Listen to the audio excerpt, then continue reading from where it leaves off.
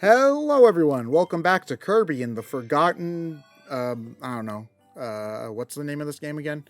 Forgotten Lunch. Forgotten Lunch. No, Kirby would never forget his lunch. Did you know that some people are like, "Oh yeah, I was so busy, I forgot to eat lunch."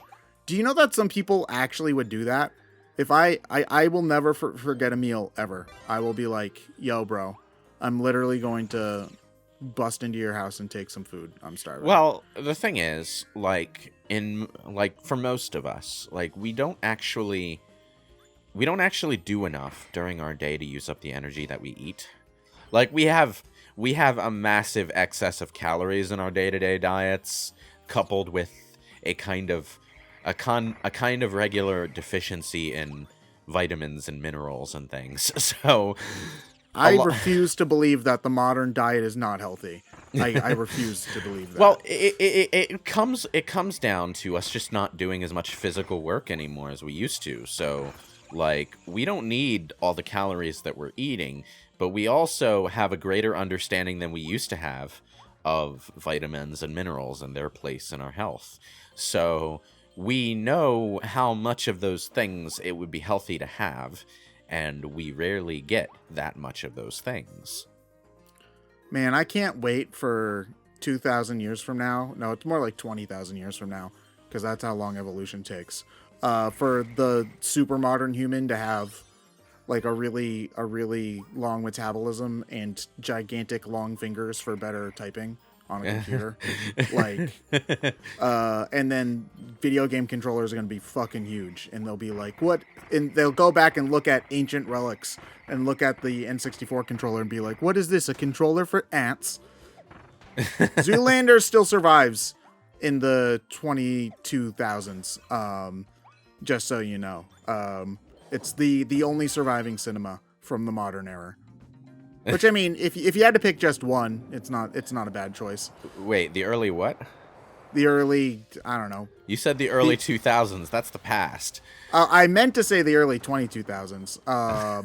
Zoolander is from the early 2000s, though, so I guess... Oh, god damn it. I lost the super-de-duper crash power. You lost his water, though. Sorry. Dude, this fucking top hat is so dapper. It's like... What if the Pope was, instead of Italian, was like... A 70s Grooster? Yeah, pretty much. And it, works. So, I don't know what's going on there. More importantly, it gives you anime vampire powers. What? Which anime vampire are we talking Dio. about? Oh, Dio, okay.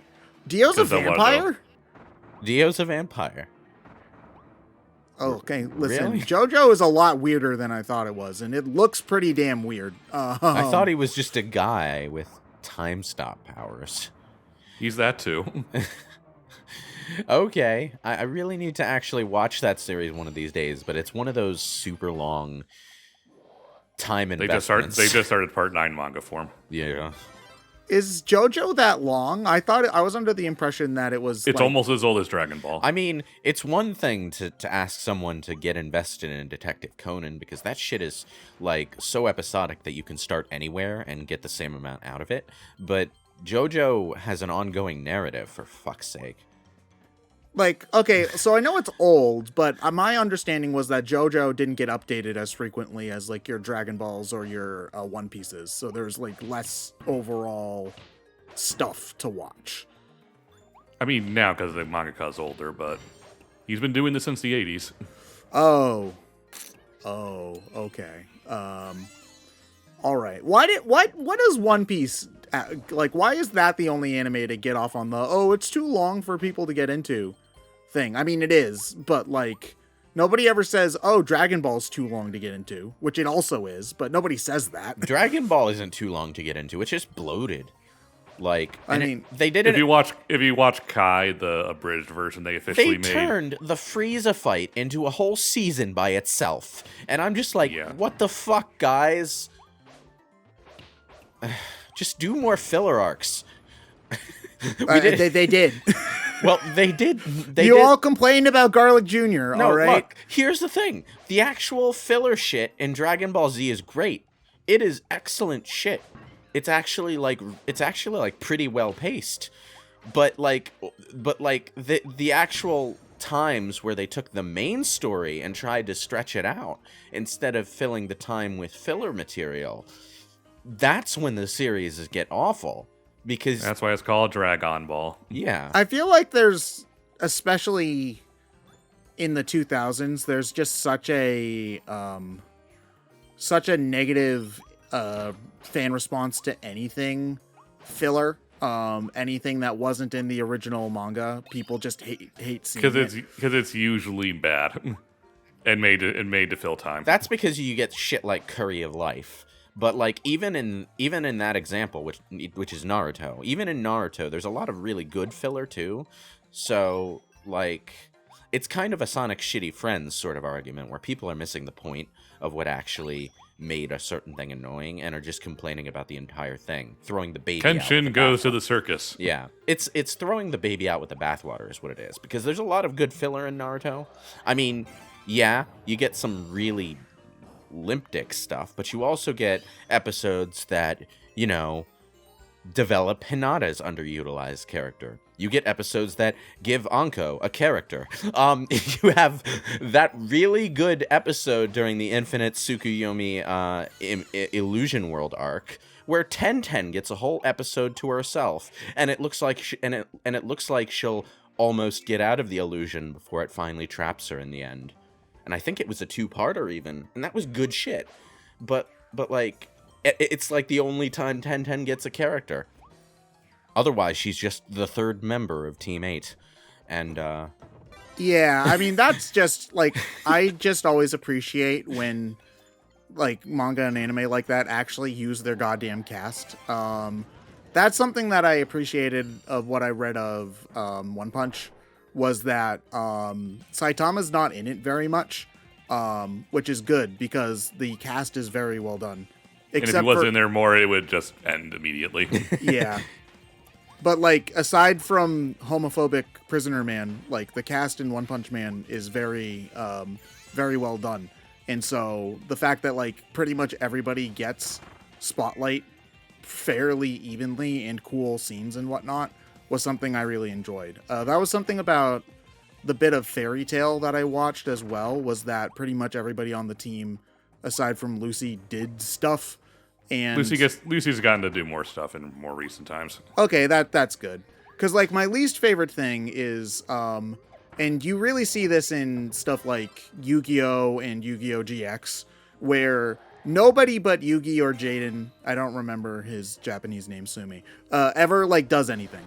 You never see their deck. They never, like, win a fight that matters. They're just, like, there to be like, oh, you Geekcast got pot of greed. That lets him draw 5 cards or some shit. The retro shonen formula for protagonists and side protagonists tends to have one main character, one rival character who gets a lot of spotlight time, one partner character to the protagonist who gets a lot of spotlight time, and then the rest of the characters are just like the Yamcha and the Tien who exist during and like they're the cheerleading squad. They get an introduction storyline as an opponent or as a friend or as something in between, but then they sort of just sit on the sidelines for the rest of the story. Like, yeah, Tristan, to go back to Yu-Gi-Oh, he has this whole storyline in the first, like, manga arc, and he plays a part in the Kaiba Death Tea series that never made it into the Duel Monsters anime.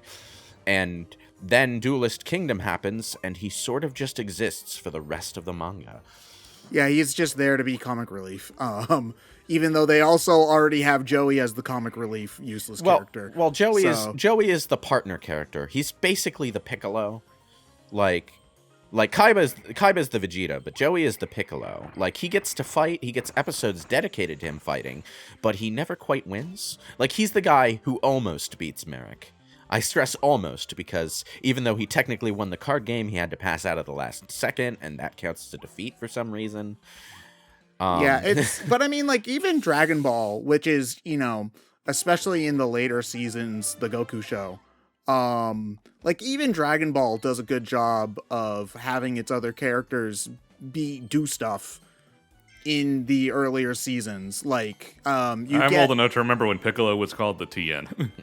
Yeah. Because, like, even in Dragon Ball Z, like, you have the first big fight with Raditz, which is both Piccolo and Goku doing stuff at the same time, which is very rare for Dragon Ball, where everybody just stares at one person fighting the whole time. In Akira Toriyama's case, I think Piccolo is like one of his favorite characters in the series, so he genuinely does try to work Piccolo into the story and have him do things. Yeah, but like thinking of like Frieza and the Saiyan arc in particular, like in that first Saiyan arc, like Tien gets to fight, Yamcha gets killed immediately, but like Tien gets to fight, Chaozu gets to fight, Krillin gets to fight, Piccolo gets to fight, Gohan does stuff. Like everybody contributes and everybody gets their point to at least try to do something and has like a cool moment before they lose, and it goes on and on like that until Goku comes and wins the day.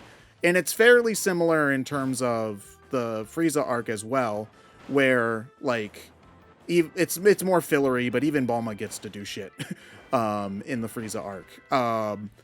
But like it feels like after that it just stops, and it stops being like that. If you don't have magical golden hair transformation powers, you just can't impact the story anymore after that point. Yeah. Yeah, but I mean, like, it's like Dragon Ball's only really bad about that kind of thing in the way later seasons. Yeah, unfortunately, it was the later seasons that kind of defined the shonen formula for a good chunk of time. Which is a shame, because, like, again, one of my least favorite things about any kind of shonen stuff is when you make this cool cast of interesting characters and none of them do anything. Yeah, one of my favorite things about Naruto as a series, actually, is that apart from a few characters being chronically underutilized because Masashi Kishimoto can't do girls, he's generally good about using the extended cast and breaking off to show what's going on in someone else's part of the story and this and that. It's just that certain characters like Anko and Tenten barely exist, and that sticks out even more when you have a story that usually does pretty good about an extended cast. One Piece uses everyone pretty thoroughly. One Piece is a blind spot for me. I've only watched a little bit of it, so I'm not as familiar with it. But then you have something like Yu Yu Hakusho, which adheres to the formula almost to a fault. There's the Goku, that would be Yusuke. There's the Piccolo, that would be Kuwabara. There's the Vegeta, that's Hiei. Boy, is he a Vegeta figure. Then there's the second Vegeta, which is Kurama. I don't know why. Yu Yu Hakusho. Why do you get to have two Vegetas? I don't know because why. Because Vegeta was really popular and they wanted to use him as much as possible. It's basically a party that's comprised of a sword-wielding noble, a barbarian warrior, and two Dread Stewards. Almost. I'm not giving it enough credit. Yu Yu Hakusho is a great show. I feel really bitter about the way it sort of gave up on the spirit detective thing halfway through and became a tournament fighter. Yeah. Unfortunately, that's just what happens when something becomes popular. You know, it's just people try to emulate it. And this isn't manga. Not even try to emulate it. He was ordered to make it more like Dragon Ball because it was the appointed successor to Dragon Ball after that finally ended. Yeah, like Shonen Jump for a long time, and even to a point now, has some real problems with editorial and interference with its series.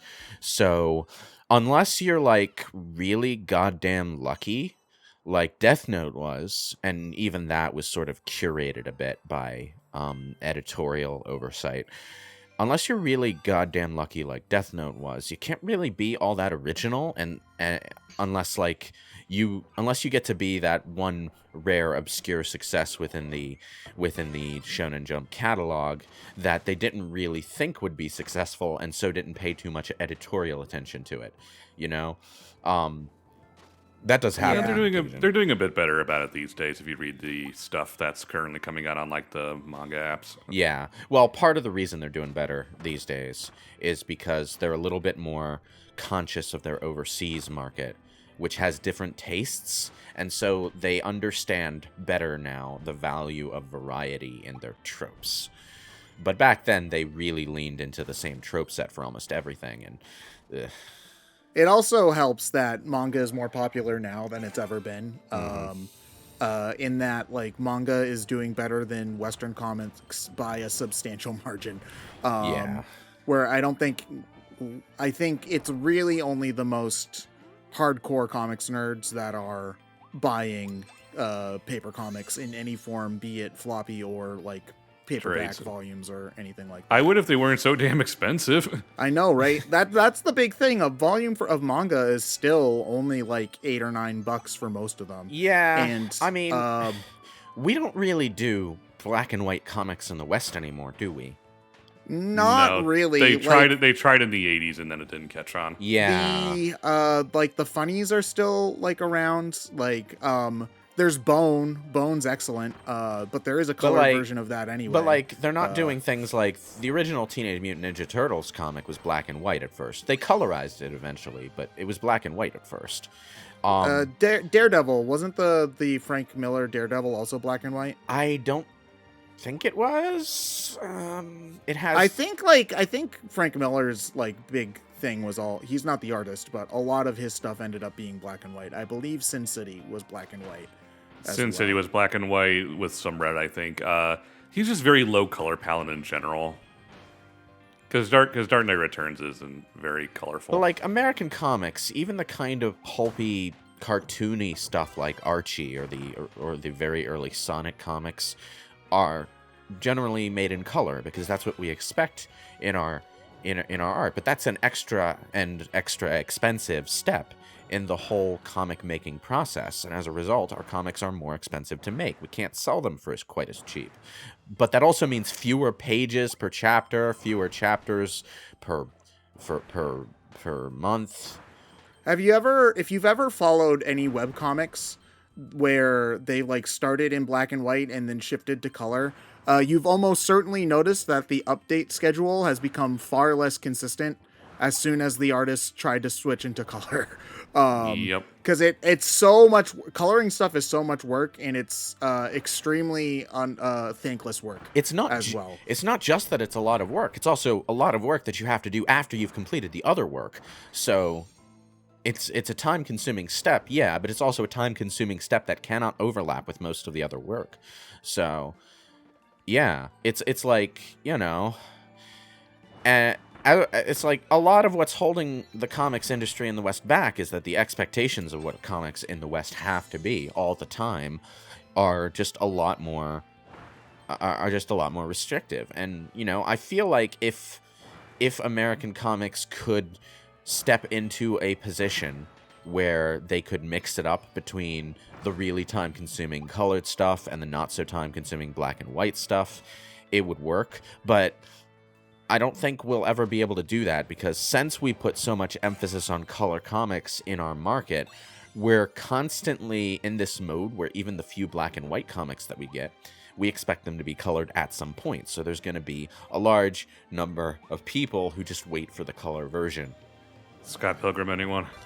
Yeah, you know, one thing that I think would help as well, and this is something especially these days that you notice, is that I do wish that there were more variety in Western comics, because that was something that we were bringing up, is that manga, like, yes, there's a lot of shonen and shoujo for manga, but there's just in general a lot more variety. And I'm not trying to say superhero fatigue because I think that's dumb.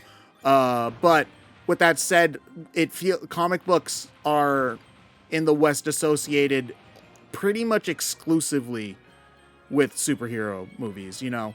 Or if you're very old, the funny pages from Sunday paper. Yeah, so like there are non-superhero comics that are very good, but they don't make them very often because like the medium is so, it's like superheroes, that's what comics are. Like that's just, it is what it is. It's to the same extent where, you know, like to the same way a lot of people think, oh, animation is for kids or Family Guy style stuff, where if you're trying not to do that, you have to be extremely like vulgar in order to be like, no, I'm not like them. I'm not like those other comics. Trust me, babe.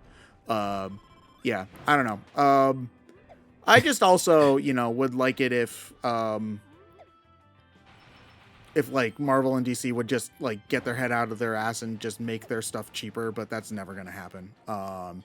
ever in a million years. So They're the thing about comics is like they live and die by that like drip feed of revenue that comes from issue to issue. So even if they were they can't shift to nothing but trades. The reason they can't shift to nothing but trades is because the quality assurance process of the comic book creation process as we understand it relies on the drip feed of both revenue and feedback that that the issue by issue format allows. So asking them to go into all trades so that people could buy their comics in bigger clumps, that would it would result in them not having that feedback loop where and the situation that would create is a situation where quite frequently they would commit themselves to very long and expensive bad projects or projects that nobody likes. Like people see. I mean, that's true. I'm not disagreeing with you, but they still do. That does still end up happening. It does still end up happening. Why we get like 3 Marvel Civil Wars and Crisis on Infinity pages. The reason we got like 3 Marvel Civil Wars was because people liked the first one. People liked the first one? Are you sure? They wouldn't they wouldn't have repeated the exercise otherwise. There is a large market for those kind of big colossal events, but like there's always going to be comic events, but the only thing about the original Civil War that like I remember people talking about, like actually like talking about in an exciting way, was, oh my god, did you hear they killed Captain America? Other than, and he came back obviously because it's comic books. And this might just be hindsight and me misremembering the situation. The original Civil War came out almost 15 years ago. God, I'm old. The thing about it is that from what I remember, like everybody was really mad because they had to write a bunch of characters as either being out of character or very stupid in order for the plot to even work. Like Spider-Man, like the Spider-Man example is the most famous example. When I say people liked the Civil War, I mean people liked the idea of it. They liked getting caught up in the big event, and Marvel really leaned into that in years following, much to its detriment. But I mean, Civil War, the third Captain America movie, is like 80% very, very good. So, it got one good thing about it. The point is, it got people buying comics in larger numbers, and that's the kind of thing that Marvel likes to keep their finger on the pulse of. Oh, it was the death of Superman effect. Got it. Okay. Well, the death of Superman, unfortunately, had the extra benefit of the story attached to it actually being goddamn good.